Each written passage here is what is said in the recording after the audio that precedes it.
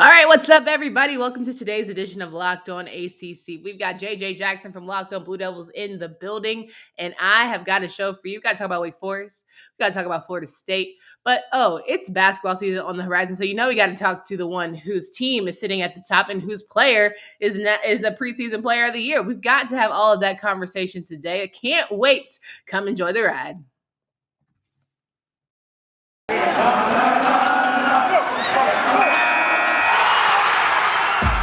Locked On ACC, your daily podcast on the Atlantic Coast Conference. Part of the Locked On Podcast Network, your team every day.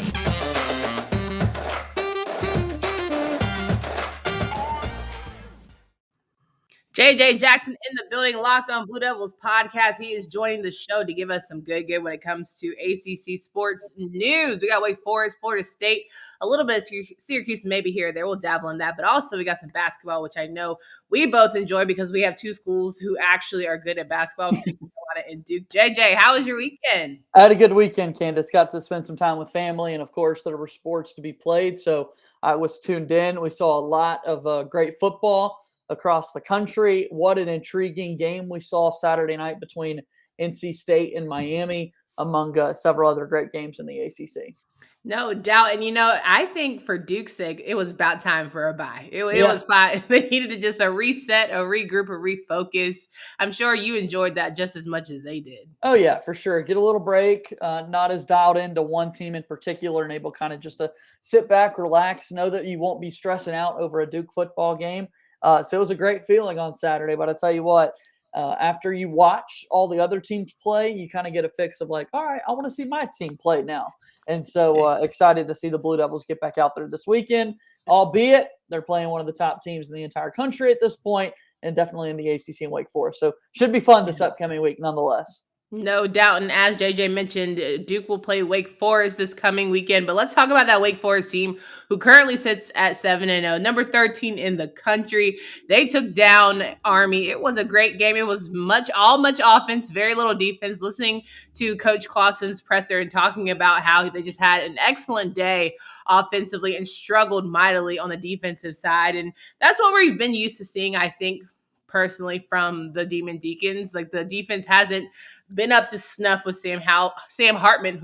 There it is. Sam Hartman and company, but 458 yards on the day. Like, that's nothing to sniff at, right? Like, he seriously has shown major growth opportunities. What were your thoughts on the game? Were you surprised at how, offensively strong it was? Or were you kind of like, listen, I was expecting a little more defense? I think there were so many statistical anomalies in this.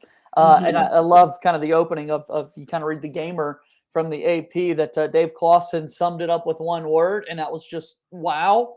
After the fact, when you look at this, a career high 458 passing yards for Sam Hartman to go along with 5 touchdowns. Look, Army is a triple option team. They run the football. That is their thing. They run the football. The clock is going to be moving. They were super competitive early, which kind of caught me by surprise. But Candace, you look at this. Wake Forest scored 70 points on Saturday, and they didn't even have the ball for 18 minutes. Like, the time of possession correlation to points scored is like unbelievable when you look at what Wake Forest was able to do. I'm wondering, though, if that's a bad sign for Army's defense, or that literally is just you can't create a better offense. You can't have a better day offensively than Sam Hartman and his squad did. I wonder what maybe there's just something to Sam just firing from all cylinders and just having one of his most mature games of his career.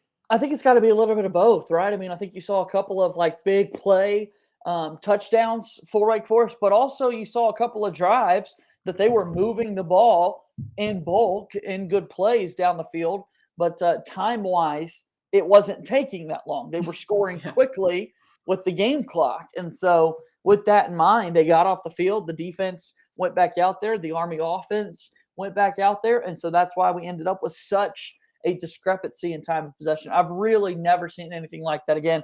Just over 17 minutes with the football, and they put up 70 points on the board and won. Yeah. Listen, Wake Forest currently sitting at number 13, as I mentioned, the highest ranking they've had since around the 1940s. And I'm just trying to figure out who is going to take them down. Are they going to slip up? They don't have that many games left. I feel really good about them. They face Duke, Carolina, NC State, Clemson, and Boston College to end their season. I'm feeling like Duke, Carolina, Boston College, and damn it, if I don't say Clemson as well, because I've given up on DJ, NC State might want a revenge after losing that one in Miami, but I feel like they could have an undefeated season. Yeah, definitely. I mean, look, at this point, to be over halfway finished without a blemish on your record, still perfect. Yeah, absolutely. You're capable of finishing unbeaten. But there's that 3-game stretch on the road in Chapel Hill, playing NC State, and then on the road in Clemson, South Carolina. Those 3 games in particular are going to be difficult. If you can get through that, you are well deserving of being crowned the best team in the Atlantic Coast Conference. I don't know if they can necessarily do that. I totally could see that being a game that North Carolina kind of gets their swag back and reminds people that, by the way, they were picked 10th in the entire country before the season got started. Still have one of the top quarterbacks talent-wise in Sam Howell on the field. Could see that game going in their favor. As you said, NC State's got to have an ugly taste in their mouth after what they did on Saturday versus Miami. Tyler Van Dyke, the Miami quarterback, he's got to be loving life right now, backing up everything he said. That guy was $1 million walking around Miami after the fact. And then it's Clemson. Look, Dabo Swinney, at the end of the day, is going to motivate his team, and we'll see if they're able to kind of make a second-half turnaround in the season here. Yeah, listen, I think that Boston College is going to be one where they have a gimme, but as much junk as I talked about Coach Clawson and just being like, they're just there. They're just like they're Duke adjacent, right? In terms of just being a private school, it's a job that you don't necessarily love, but it's one that you'll take and kind of move around. But hey, you made a fool out of me this season as a grad school alum. I'm sitting here like, oh, go Deeks, like whatever. Yeah, let's rah the team. But I also wanted to mention Florida State game. We didn't talk about it yesterday, but they played UMass. They dominated 59-3. It seems like they're finally starting to get a rhythm and get back in motion, and they face a Clemson team going into this weekend. But Florida State, to me, is finally starting to feel it. They're starting to buy in with Coach. Like, there's been a lot of conversation on whether or not he had the team, and it looks as if now that Jordan Travis is kind of the guy, it's a lot easier for them to roll, right? There was that whole conversation about Mackenzie Milton and him dealing with injuries and not necessarily being the guy anymore, but Jordan Travis kind of taking this team to that next level. What are your thoughts around those Seminoles? Yeah, I'm just glad you took care of business. I mean, you weren't able to do that earlier in the year versus Jacksonville State. And so, you see UMass on the schedule. That really should be like a no contest. Like, you should not be worried about that whatsoever. But considering how you played earlier in the year against a team like Jacksonville State, you got to pause for a moment and make sure you can take care of business. Florida State was able to do that. Jordan Travis played well. The freshman quarterback came into play, Purdy, going 5 for 5 through the year with 2 touchdown passes. That was impressive to see him get some playing time against a team like UMass. So tip of the cap to Florida State because they got the job done. Absolutely. Also, shout out to Deshaun Corbin, who I think 11 carries, 127 yards on the day. That's was pretty impressive. Now, I will say, the guy who proposed at a Jacksonville State game, he should have saved it for this one. I'm feeling like he should have saved it for this one. You should have known you would have beat a UMass. Like, maybe he could do a redo, like bring the family. It's closer to Thanksgiving time, right? Like, all the state fairs are happening. Right. So I think I'm just giving a PSA for, like, fellas, make sure next time, circle the calendar from one of those games that you just know kind of have that environment that you feel like a little more confident. Let the team fester out a bit. Did a redo pop into the mind of the Florida State football player when he saw the UMass game on the schedule? This engagement day, as we discussed earlier in the year, the best day of your life oftentimes that you're going to think on until you get married, actually. And that went so bad because Jacksonville State won the game. So maybe he should have thought about doing it again. He absolutely should. All right, we got a couple more games we want to go over here before we jump into basketball. This episode today is brought to you by Rock Auto. Amazing selection, reliably low prices, all the parts your car will ever need. Please visit rockauto.com and tell them we sent you. Why? Because they are a family-owned business serving do-it-yourselfers for over 20 years. Their prices are reliably low for every customer. They have everything you need. brake parts, tail lamps, motor oil, and even new carpet. You got to explore their easy-to-use website today to find the solutions to your auto part needs. Save time and money when using Rock Auto. When you go, again, to rockauto.com, you write Locked On in their How Did You Hear About Us boxes so they know we sent you. All right, college sports fans, if you like football, I'm here to tell you about Prize Picks, the daily fantasy made easy. You can pick 2 to 5 players and an over-under on their projections, and you can win up to 10 times on any entry because it's just you versus the projected numbers. That's right, Prize Picks is a leader in college sports daily fantasy. Prize Picks offers more college football props than anyone in the world, and offers all-star players as well as some of the guys you've never heard of in those mid-major programs. It's safe. It offers fast withdrawals. All you have to do is use the award-winning app on both the App Store, or if you have Google Play, don't hesitate. Check out the prices. Use promo code Locked On, and you go to that App Store, download it, and make sure you are good to go at prizepicks.com. All righty, we're with JJ Jackson from Locked On Blue Devils, and we are going through some of these great games from Week 8. I can't believe we're in Week 8. It kind of just doesn't hit at times because I'm like, okay, the season is definitely rolling. Pretty soon we're going to be talking about 10 games. Pretty soon we're going to be talking about 12 games, and we're going to get ready for championships. No doubt. There is one guy I want to mention, Brennan Armstrong, who had himself yet another day against Georgia Tech, which I'm just like, okay, I'm finally figuring out that Jeff Sims can have accuracy when he wants to and when he doesn't, right? But I certainly feel like the Virginia Cavaliers defense are starting to figure it out. They are a team that is coming together nicely, and they're completing games. They're still wanting to be in the hunt of that Coastal conversation. Brennan's arm, he is considered now the top passer in the nation, right? Can't argue with that. I know tomorrow, giving a little tease, we're going to have a conversation with AJ Black about Sam Hartman versus Brennan Armstrong for the best in the conference, so you don't want to miss that. But I want JJ here to talk to me about these Cavaliers team. As someone who covers a team in the Coastal, do you feel confident in Virginia making a case for themselves going through the season? How big of a win was this Georgia Tech matchup? It was definitely big, and it's definitely further proof that Brennan Armstrong is the real deal. 396 yards passing. The numbers continue to add up. 4 touchdowns for the year, 99 rushing yards, just one shy of the century mark to go along with 2 scores. I'm glad he was able to kind of get his, because we mentioned Duke a little bit earlier. He didn't really have to get his versus the Blue Devils because it wasn't competitive. And I am such a stats guy, Candace, that I get a little upset when you have such a great game that your numbers are a little below average because you don't need to be out there. So I loved seeing Armstrong dial up the scoreboard, dial up the stats once again with the terrific performance. Virginia's good, 6-2 overall, 4-2 in the league, with Pittsburgh still remaining on their schedule. A lot of what they want to play for is still out for grabs for them, and I'm excited to see how these final 4 weeks go for them. It is worth noting, though, for Virginia, 3 of their last 4 games of the season right now are against top 25 teams. That's a tall ask for Bronco Mendenhall and his club. Listen, and you mentioned that. Let's talk about the fact that they had to play BYU this weekend, and then they play Notre Dame and Pittsburgh. But for me, I look at Virginia like it's all about what you want to do. What team do you want to be? You have the weapons in front of you offensively. Can you stay in the conversation defensively? But if you look at the Pittsburgh matchup, I'm circling that because somebody's going to jack it up. I think either Brennan's going to have the game in his life, Kenny's going to have the game in his life, or somebody's just going to have a really off day. Can't get anything going because you have very mature leaders on that side of the ball. And so who is just going to stumble? Is it going to be the defense that we haven't really got the opportunity to really hype up Virginia or Pittsburgh defense the same way we probably have in the past? And, I look at the Coastal just overall, I'm like, man, I wish we were talking about Sam Howell.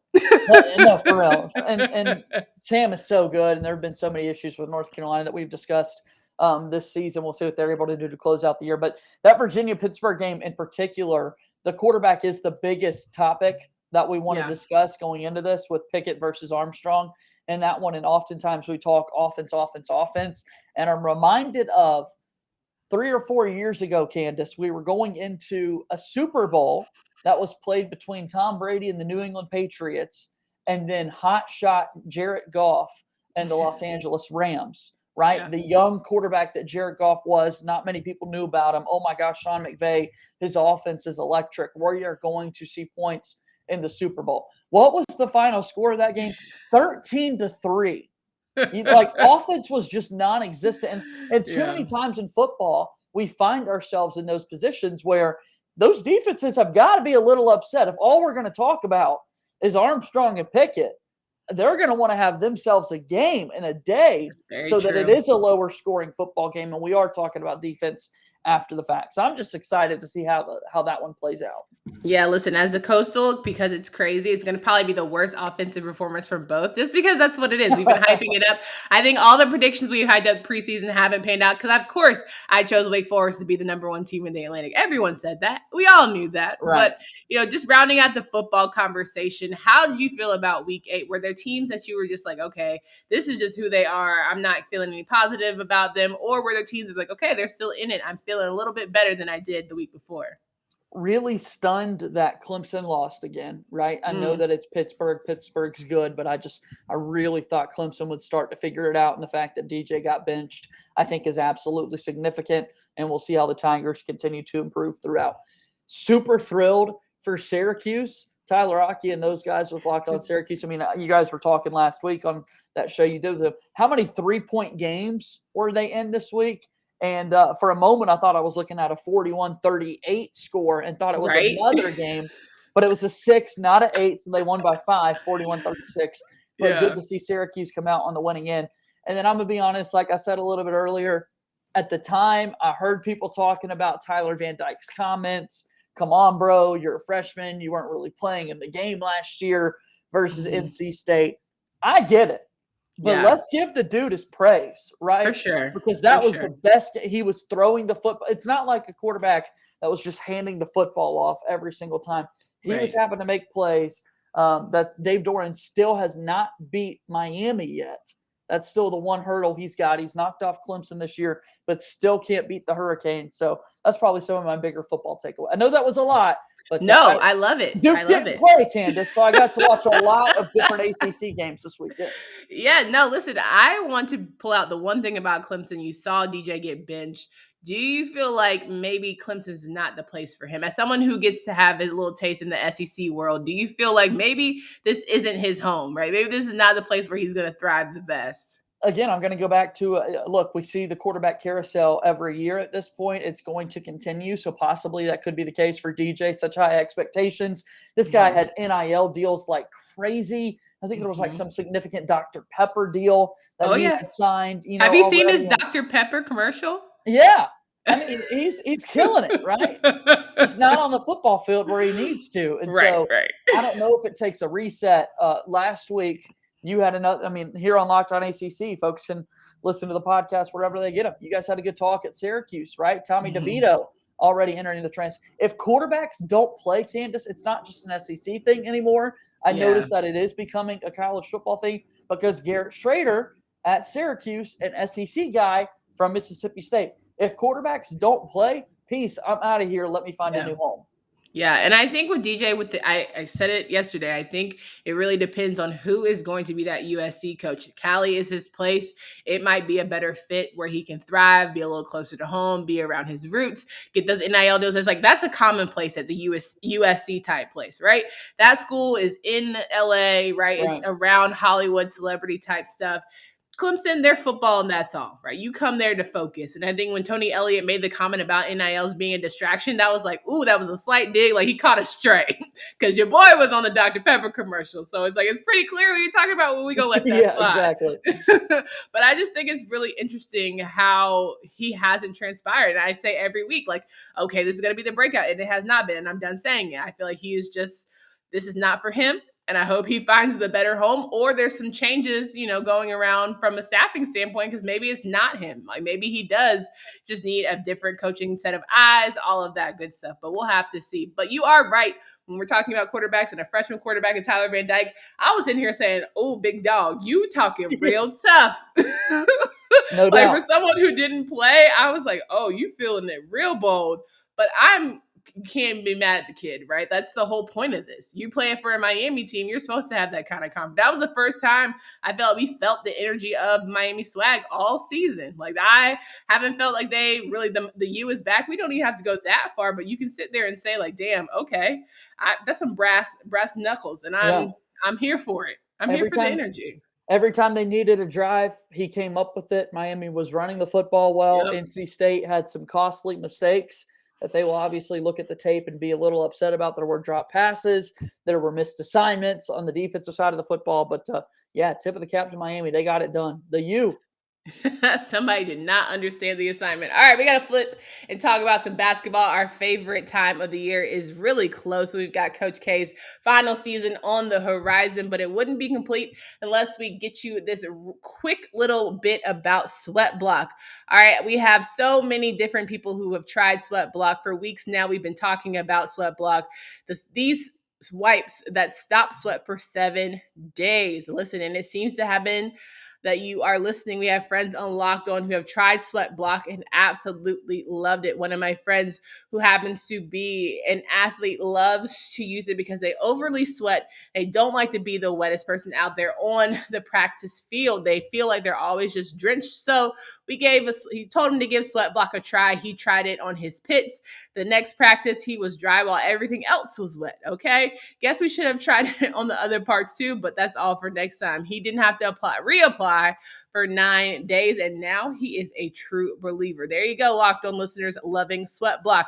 It stops excessive sweat for up to 7 days per use. It's doctor created and doctor recommended, not just armpits, chest, back, feet, everywhere, and we do mean anywhere you want to use it. When you sweat, it's all good for you. If you or someone you care about is dealing with excessive sweat, you have to check out SweatBlock. Get it today for 20% off at sweatblock.com or use promo code Locked On at CVS or Amazon. All right, so we're rounding out the show here with JJ Jackson, Locked On Blue Devils, and we got to get some hoop action. I finally get to talk to you about some preseason polls here. Duke sitting at the top. A lot of people feeling a way about that because Duke normally sits at the top and they don't always get it done when the final standings come out. But as someone who reps their set, I would love to know why you feel like this Duke team is going to actually come through and really sit at number one when it's all said and done. Yeah, in the conference, certainly, I think the Duke team is positioned for a really nice season, a really good run. Obviously, we've said it time and time again since April. This is going to be the last year that Mike Krzyzewski is the head basketball coach. I think that matters. I think this team is really buying into that and playing for themselves and for Coach K and trying to get the job done. I think they are frustrated for the performance that Duke had a year ago. Again, for the first time in 25, 26 years. They did not make the NCAA tournament, had a losing record, and want to get back on the right side of things and play that Duke brand of basketball that we're so used to. It has long been understood that Duke does not care about the regular season in the ACC, Candace. I mean, They just don't.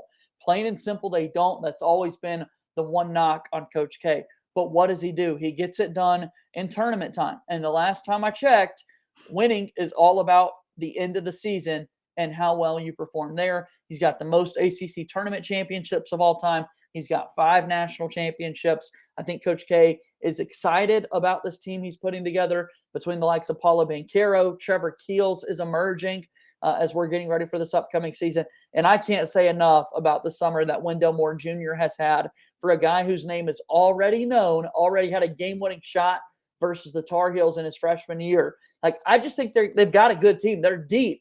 Which you couldn't have necessarily said a year ago. I'm really excited to watch this team play. I don't think you understand how hard of a conversation this is for me to have with you.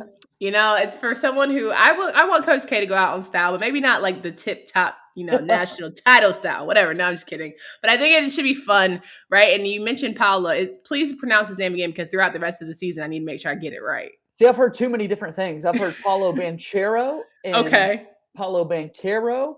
And so I think it's going to be back and forth all season long. So cool. That's fine. It's easier than Ugi Ungalele. So I'm just 100%. I'll We'll roll get with it. that. I'm We'll getting get it down by the end of the year, Candace. We'll get it down. right. If I got Chero and Churro going on, I'm absolutely going to make that work. But no, he is also the ACC Preseason Player of the Year, Freshman of the Year honors. He is one of those guys that everyone is talking about is going to be a star. And I would love to hear your thoughts about him and what you think he's really going to bring to this conference this season. Yeah, taking advantage of NIL deals as well, already being represented by CAA, who represents Zion Williamson, another member of the Brotherhood. AJ Griffin, another freshman for Duke, got a CAA deal as well.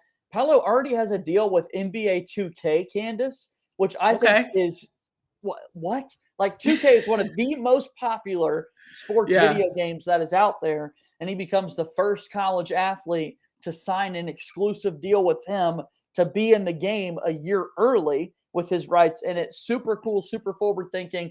That has nothing to do with what he's going to be on the basketball floor. We were talking about DJ and Dr. Pepper earlier, so it's good. Want to give 2K some love, but no, he's 6'10". He can shoot the basketball. A lot of times, Trevor Keels and his freshman teammates have been talking about the fact that Paolo kind of wants to pass too much, which I think is interesting. That he's that creative and comfortable with the ball in his hands that he wants to set up other teammates. So he can really do it all. And at 6'10", he's really going to be a physically imposing force. I got to get my mind right because this really is going to be a special season. I'm over here thinking about the guys at Chapel Hill. Like, I watched some highlights and I'm all for Brady Minnick and making those threes, but he's going to have to make a hell of a lot of them this year. Like, how consistent is Armando Bacot going to be up against a guy like Paolo? It's going to be a very good season. I think for anything, 2020 was not a reflection of who any of these teams are now, right? I think everyone has a chip on their shoulder. They didn't perform up to those standards. So it is going to be competitive. And I think that's what makes it most exciting because I know Commissioner Phillips is going to hate me, but I really do feel like this is a basketball conference. And we all know that we hold true to some of our blue bloods and our staples making really good popcorn ready television for this season. I get why Commissioner Phillips made comments about wanting it to be so football centric, right? There's tons and tons and tons of money that can be made in football. I get that. Right. But also I do think, as you're saying, Candace, it is really important to buy in to the basketball side of things because the history has always been on the ACC's level. The fact that in the top 18 in the first Associated Press poll of the season, notice I'm saying 18, in the top 18, there's only one team in the conference ranked. That is Duke. North Carolina comes in at 19. That's a problem. It shouldn't be that way. This ACC conference is much better than that. It has been over time. And hopefully by the end of the year, the ACC can pick up. Credit to a conference like the SEC, who has long been the king of the crop in football, now has 5 teams ranked in the preseason AP poll for basketball. Why? Well, they're spending a lot of money on really good coaches to come and coach in the SEC. So if that's something that needs to be changed in the ACC, I would do it. Because basketball should absolutely be a point of pride for this conference. Absolutely. And we're getting a lot of coaching changes coming around. We're seeing some new opportunities on the horizon for a lot of these teams. And I still think there's some on the way. Eventually, Leonard Hamilton's going to have to go. Eventually, Boeheim's going to have to go. So there's a lot of good going on here. Yep. But listen, I am excited to talk to you about all of this season. I'm pretty sure we're going to have some strong conversations throughout the basketball time. But if folks want to find you and listen to a little more exclusive Blue Devil action, where can they find you and follow your work? For sure. Getting ready for the upcoming season. We had some super secret, not so secret scrimmages that took place over the weekend. That's so funny in itself that a couple of years ago, you weren't able to do anything about it. Duke becomes the first school to actually post highlight videos over the weekend for a contest versus Villanova. North Carolina follows within 24 hours doing the same thing, like leading the charge there. So we're discussing that on Locked On Blue Devils and getting ready for the big game this weekend versus Wake Forest on the gridiron. So find us there wherever you get your podcasts and follow me on Twitter at _JJ_Jackson_. Thanks, Candace. Yeah, of course, no doubt. Make sure you guys tune in to his podcast and you come back tomorrow because we got power rankings for week 8 with AJ Black from Locked On Boston College. And then we've got Tyler Aki, as you know, and Drizzy Drake on Friday. Full slate of good games and previews to go over, so you don't want to miss that. Hope you guys have a great rest of your day, and until next time.